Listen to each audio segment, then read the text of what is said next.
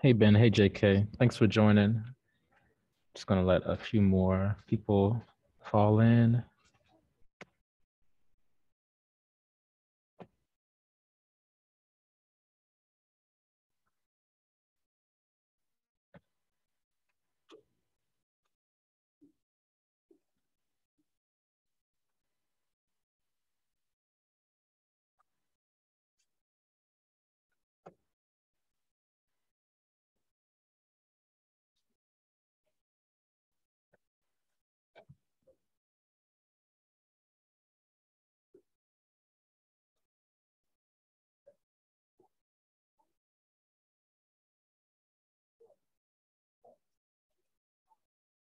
Hey Jeremy, thanks for joining. We're gonna give it another minute or so for people to fall in.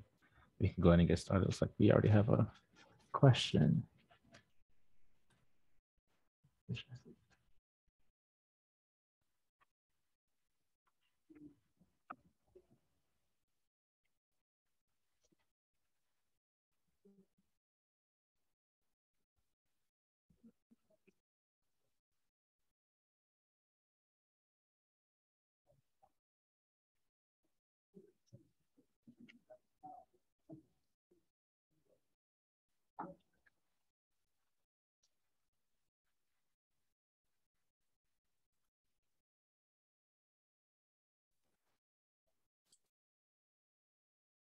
Okay, so we got our first question from JK. Yeah.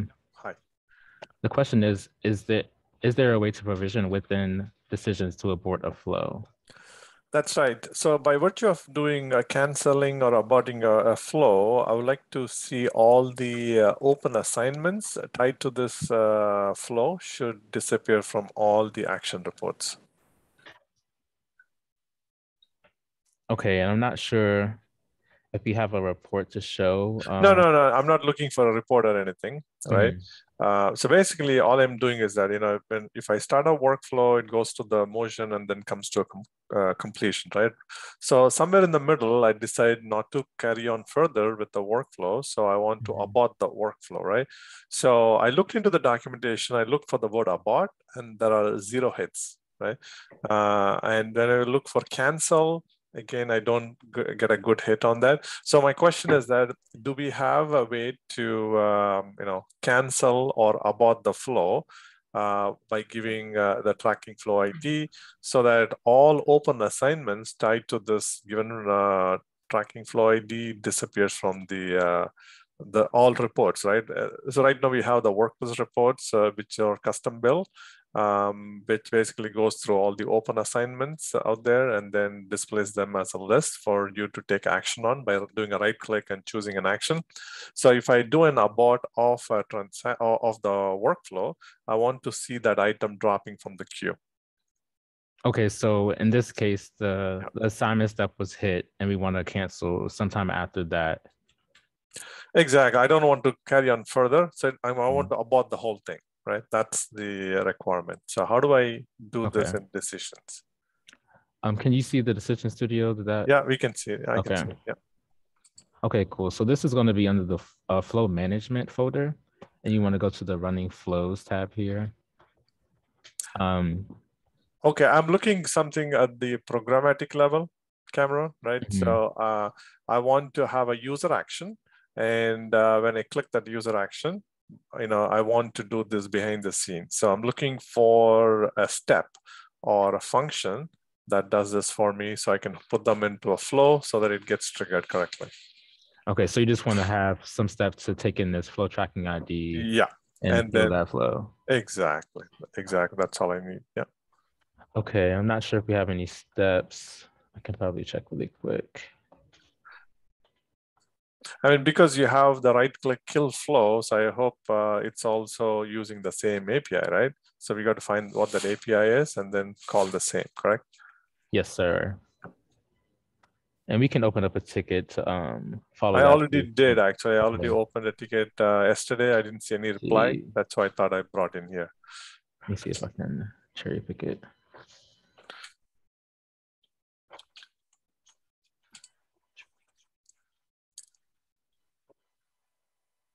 I have the T number if that's helping you.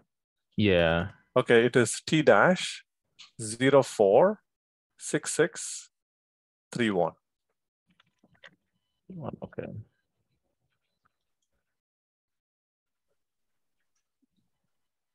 Cancel or abort flows. Mm-hmm.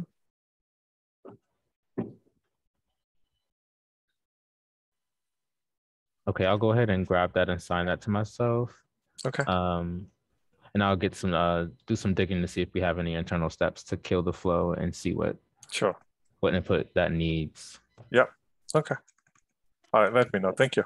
All right, no problem.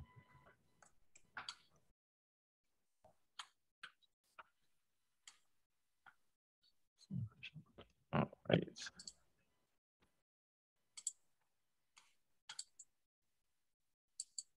Let's see. Okay. Yeah. All the participants, please feel free to raise your hand if you have a question or post in the Q&A section. I would be happy to help you with that.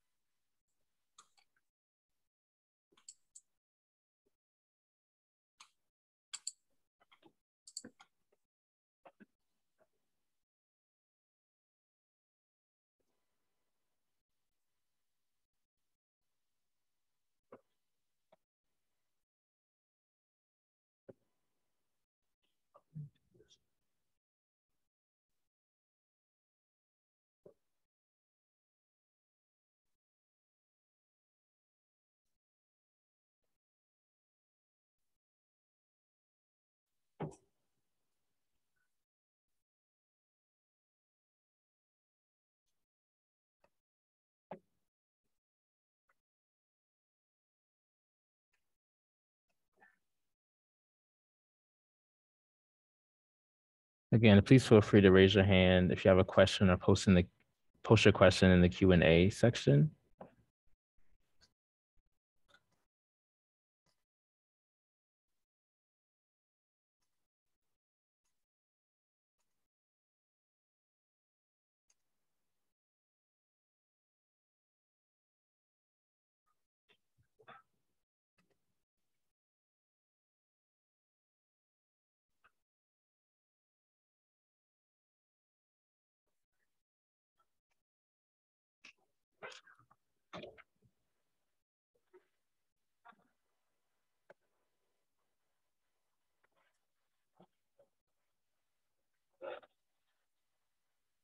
Okay, so let's see.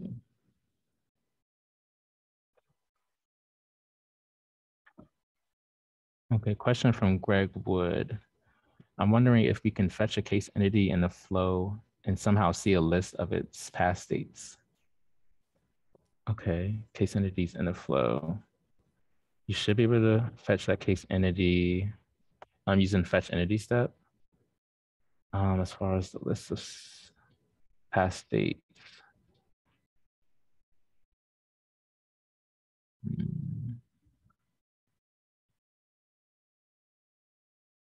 And Greg, you're looking for the list of past states inside the flow or anywhere within decisions to see that.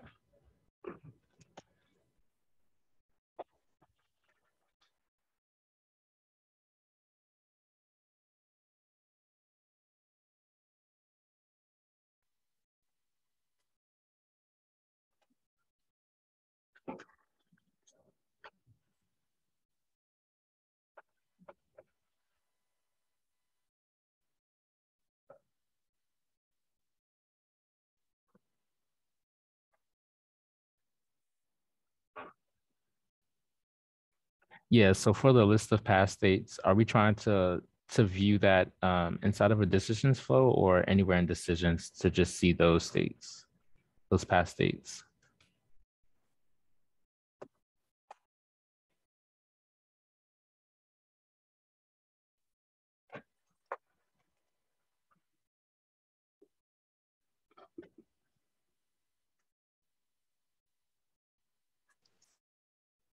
All right, can you hear me? Yes, sir, I can. Okay. Yeah, from inside a flow.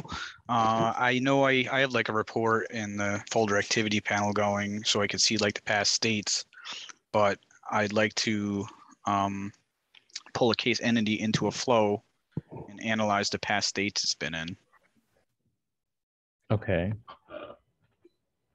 Let me see what we have available as far as steps.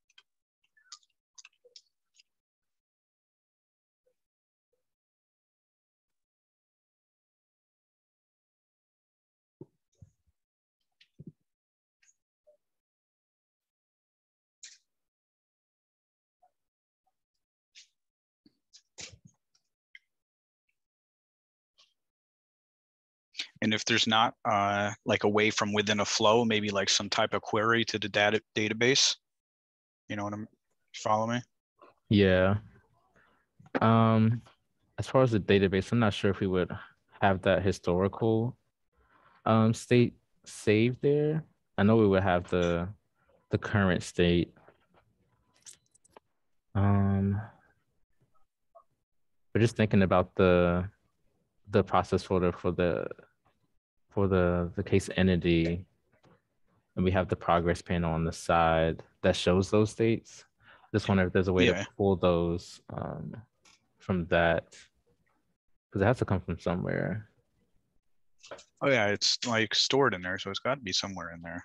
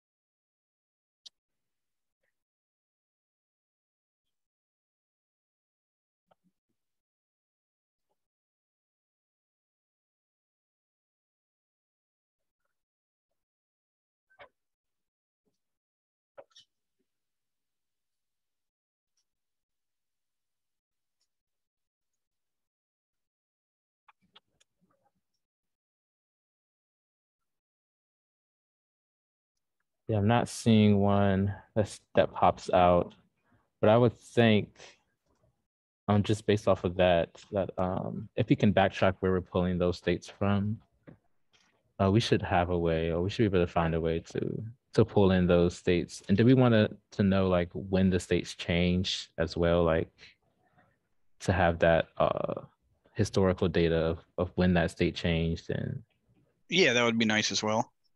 okay. Yeah, I think, do we already have a ticket for this? If Yeah, not, I have a ticket open for it. Okay. Do you need a ticket number? Yeah. All right, let me see here. So T-046615. All right.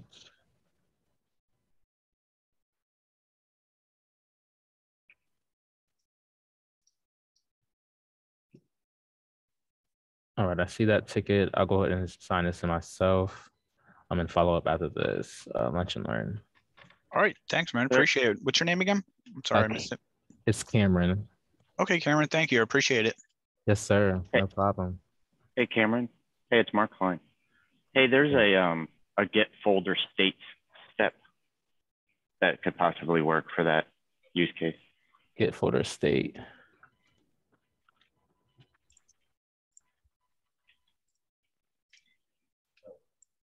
Let me.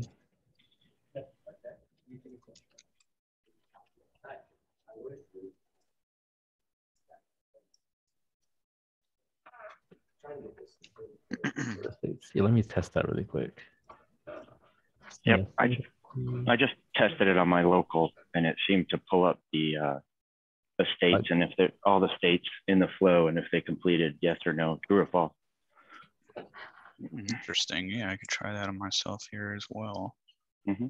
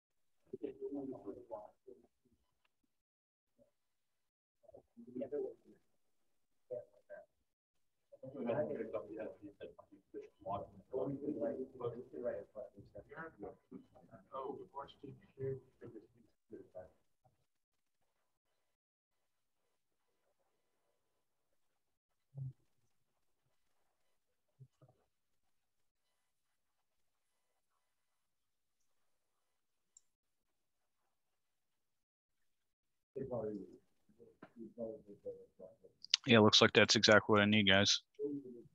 Sweet. Thank you, Mark, for the All right. there. Yeah, thanks, guys. Both of you. Appreciate it. Welcome. Good.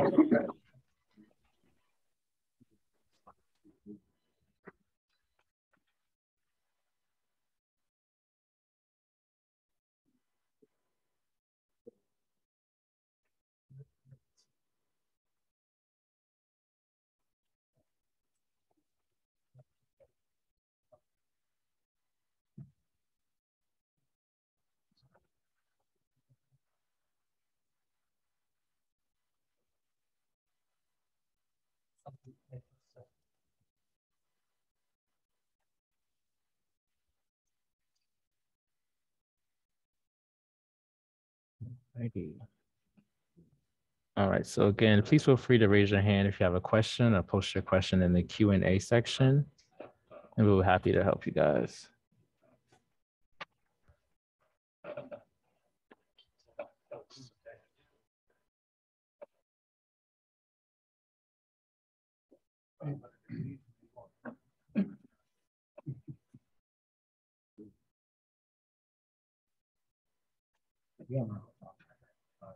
Yeah, but if you walk anywhere, you'll come back in.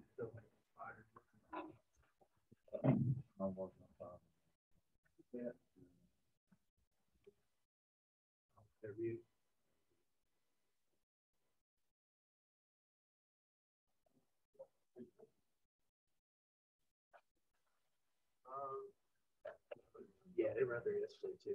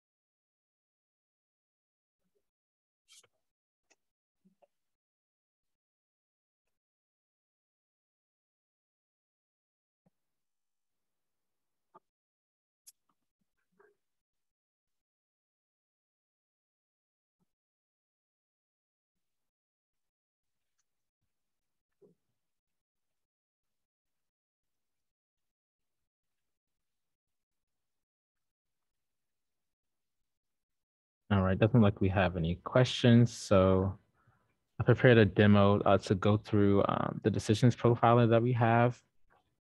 And typically we use this decisions profiler to give us more data on flow statistics as far as how long of flow steps are taken to run. And we typically use this to resolve or help resolve performance issues that customers and ourselves that we can hit within the flow or within the process. And typically what we see is high CPU, and that points us to pulling this decisions profiler. So I'll just go ahead and jump right in. So usually when we want to grab a profiler from decisions, we want to start a new session. So I'll go ahead and do that. And we'll just name this LNL profiler. All right, here's where we summarize to not show events less than 5 milliseconds. You can change this based on what we're looking for, a preference. So we'll press OK. So then that pulls in a new profiler. And then we want to run, typically we want to run the flow at issue or the process at issue once starting that new profiler session, just so we can have more specific data to just that flow run. In version 6 and 7 and 8, this profiler is running without having to start it. So it's starting whenever we start decisions. So it'll have all that data always, unless we start a new profiler session. So once we start that new profiler session, you want to run the process or flow that's having an issue or that we know is not as performant, and we don't know exactly why it's not performant. The profiler will give us more details as to what's taking so long to complete. It just gets really granular into every step that runs in that flow or that runs when that profiler session has started. So I'm just going to set up a quick flow just to run through, and you can see how that kind of works. Just going to fetch accounts.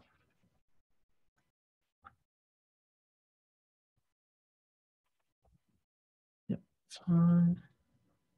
I'm just going to add a pause step.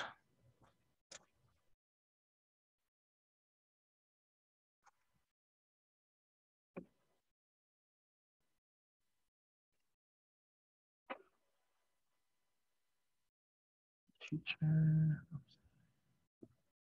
Just do this in a second.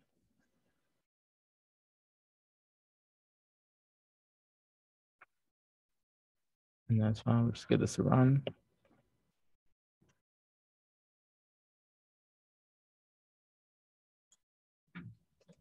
So in the debugger, we already have the time of this execution of each step.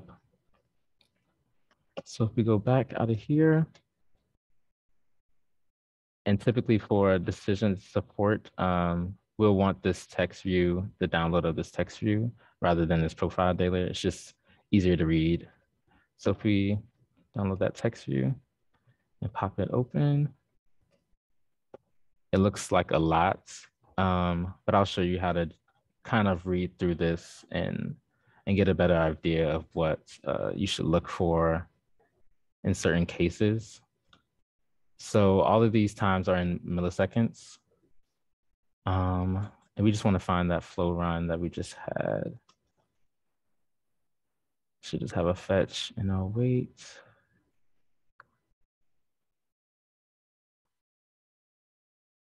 Oh, you can already see this profile. I grabbed a lot of stuff from just things running on the server.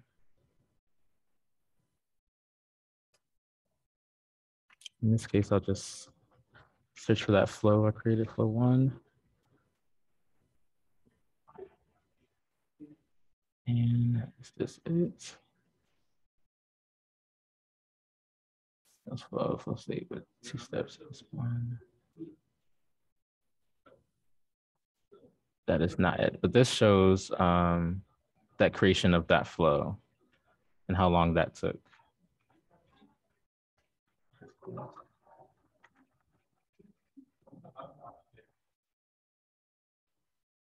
Yeah, I think it should be top.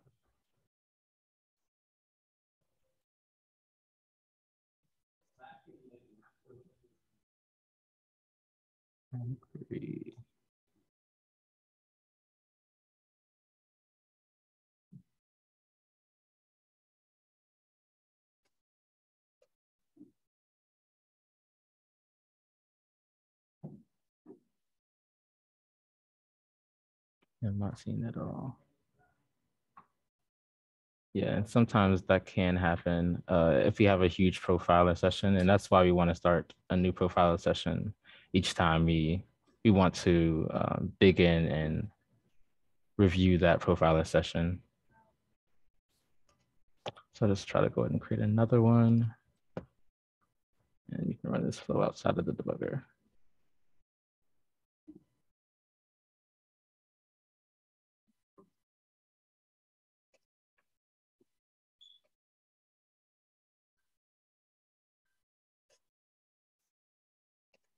Let's download the 6 view.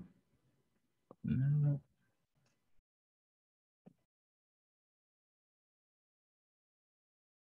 Okay, validation issues. It's still pulling.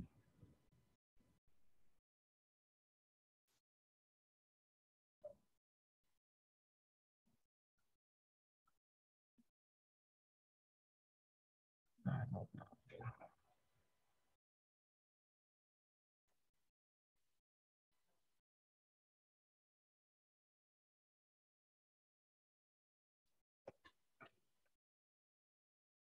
For some reason, it doesn't like it took the new profiler session. Let me confirm.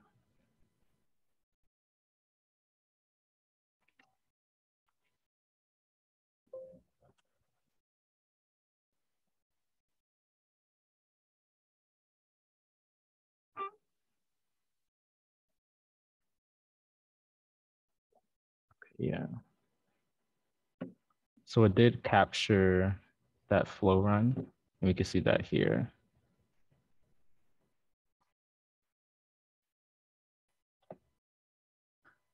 So just to break down one item, let's just do the fetch entity step. So here we see this is where the flow started, and this is the time it took for the entire flow to complete here. So the total time here is what we see. And for just this fetch entity step, we want to look at time without children. And we see that that's 0 milliseconds. because it just completed so fast. And here when we, well, this is the fetch related accounts.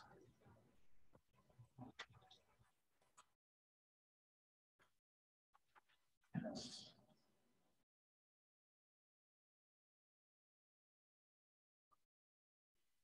1 second.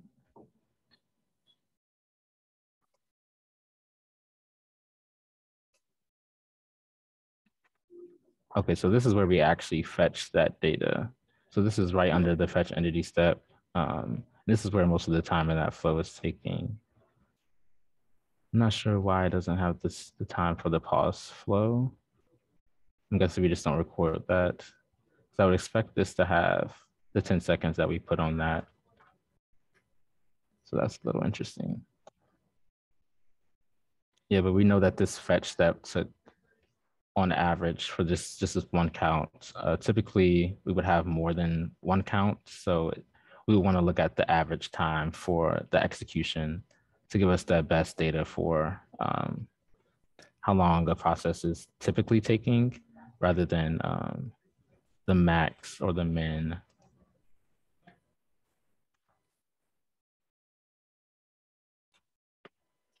And do we have any questions for the profiler? Anything that doesn't seem apparent?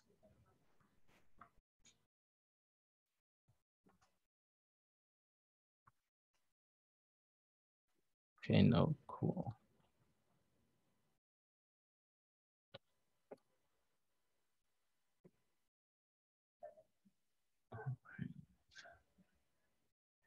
Just see if there's any other things we should hit on the profiler.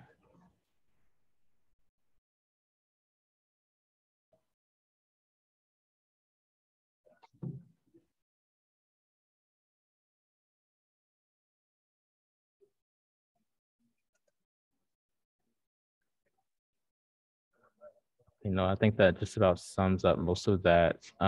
Just to recap, the decisions profiler is designed to help find problems or issues within inside of a decisions flow or process that's either taking too long or not as performant as our business needed to be. And it can help point out where that bottleneck could possibly be in the flow or process to help us resolve that issue for future use.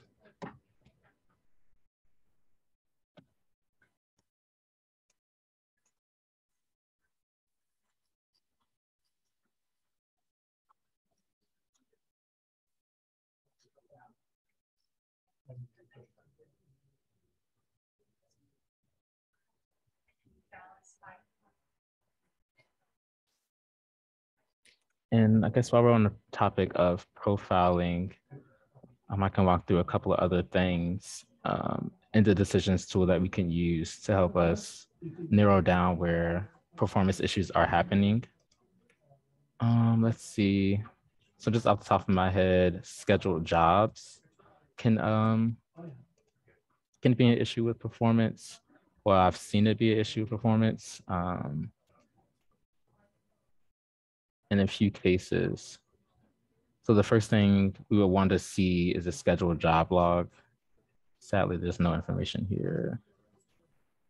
But what this log has for us when we have issues with it, as far as performance or it not running on time, this is where we want to see. This is where we want to go to see that data of where.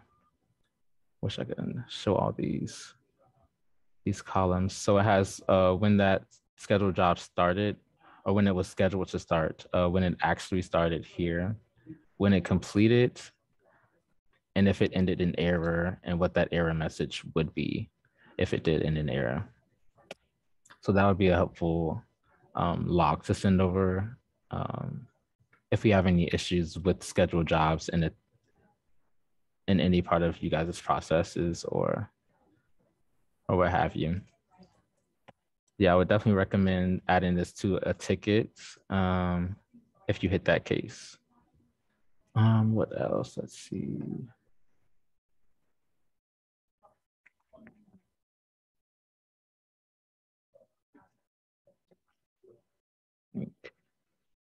this thread jobs report. So this thread jobs report shows any background or any jobs that need to be run on the decisions platform, whether it's something that you guys set up with inside of your process with steps and decisions, or if it's just background jobs that we run on the daily or stuff that decisions comes with. So the most important thing is this number of jobs down here. If this number of jobs is fairly high and we're seeing performance issues, typically we look at what those jobs are and what they're doing and what they're running, because this number of 35 is probably the most, not sure the word I'm looking for, but just blanked on what I was talking about. But this number of jobs, 35, is a number that looks good. So if it's higher, like 100 or even higher than that, then I think it's kind of concerning, and that's something that we would look at or need to dig in a bit further. And yeah, this job just shows when the job is scheduled, the status in the job ID,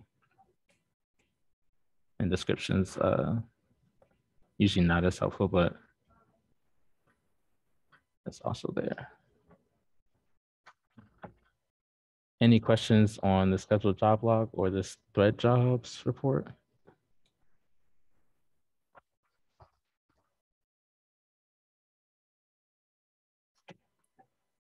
Oh, cool. I think I saw you.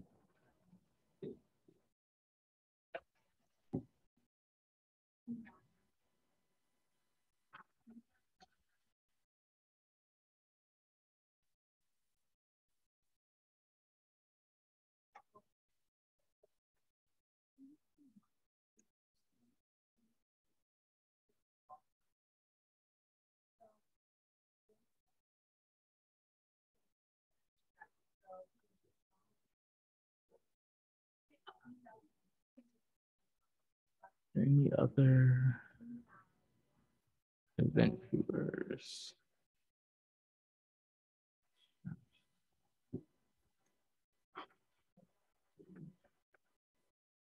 This event viewer.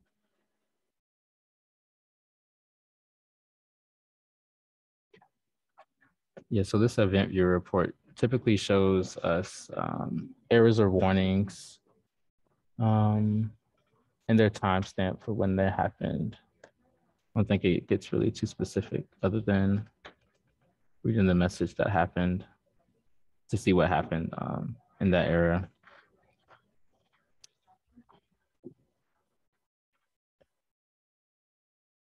I can't think of a case where we would actually need this specifically other than, yeah, because these will be in the logs as well. So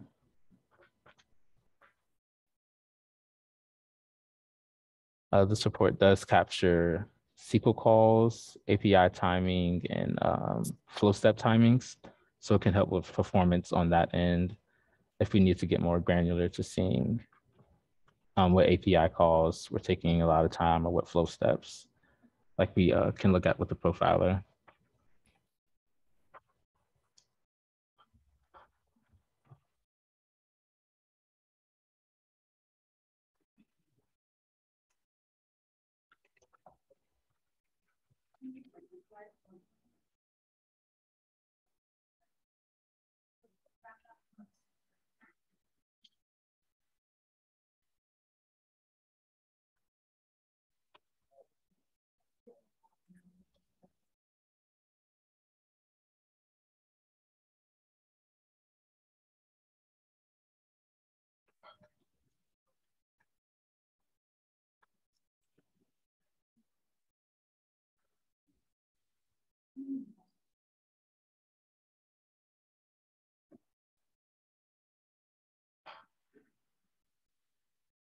Yeah, so with performance in mind, I believe that those are most of the heavy hitters for the reports and decisions or tools and decisions that we use to help us narrow down where that issue is and what could possibly be fixed to resolve that.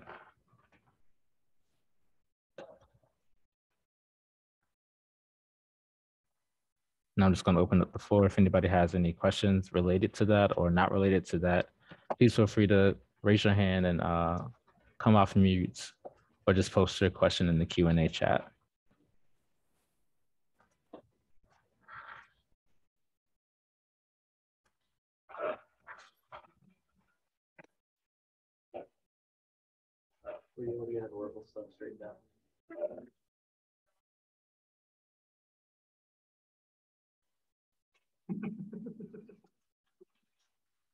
So yeah, you just love local, you're the big local guys, all right?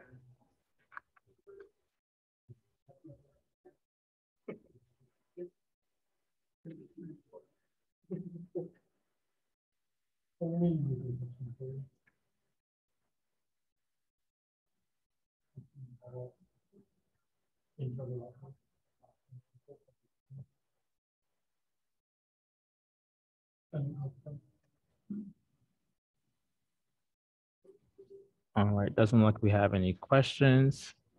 So I'm just going to close out and wrap this up. Thank you guys for participating in today's Lunch and Learn. Feel free to invite your colleagues to this webinar. We'll be happy to have them answer any questions they may have. Have a great afternoon, and we'll see you guys next time. Thank you. Did we get a chat? Oh, thank you.